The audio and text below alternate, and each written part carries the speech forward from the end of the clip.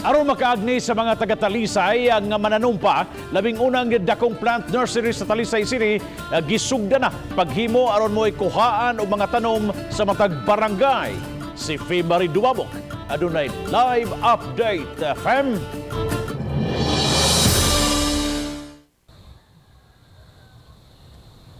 Bisan kun holiday karon, pipila sa mga kawani sa Ecological Solid Waste Management Office sa Talisay City Hall ang nitrabaho adiha sa dakong luna alang nasa gihimo nga nursery.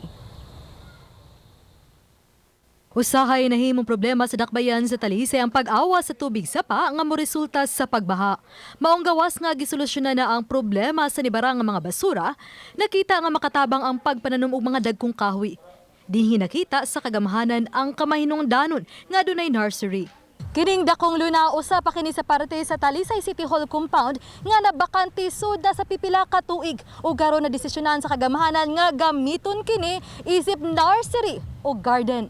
Kini nga lugar, idol gini siya. Nanihimo lang ganing tambakanan sa mga disabled nga mga sakyanan. Kadisaya nga ato ang local chief executive nga kini himo na tong nursery area. Diin nga nanadihan niya ang tanang klase sa mga tanom nga ato sa nang inyong pangapod-apod sa mga barangay. Ang maong proyekto gitabangan usab sa City Engineering o sa City Agriculture.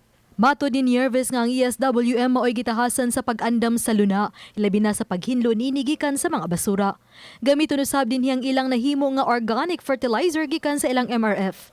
Gawas nga maaghat sa pagpananom ang mga Talisaynon, napalantawan nga makatabang kini sa food sustainability ug sa ilang panginabuhian, kay himuan man usab kini og vegetable garden. Dili lang kay mga kahoy kundi dili kanang gitawag mga fruit bearing trees o guban pa nga makatabang sa kada barangay. Undan nay kanang yang sinugdanan nga makibaw ang mga tao kung unsa ka importante sa pagpananom.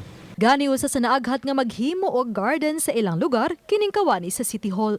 Tante kay nga natay mga tanom-tanom nga nay mahikap sa mga tao nga matan-aw sa mga silingan sa nga ug nay mga yo pwede sa share na to ang nga kuan tanom nga ihatag.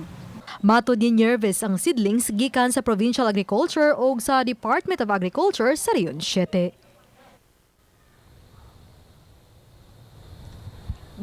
Gipaning kamutan nga sudling simanaha, maandam ang pipila ka metro kwadradong luna aron sa sunod simana mapahiluna ng mga seedlings ug mapalambo ang vegetable garden. Daghang salamat Febari Duwabok sa imong live report.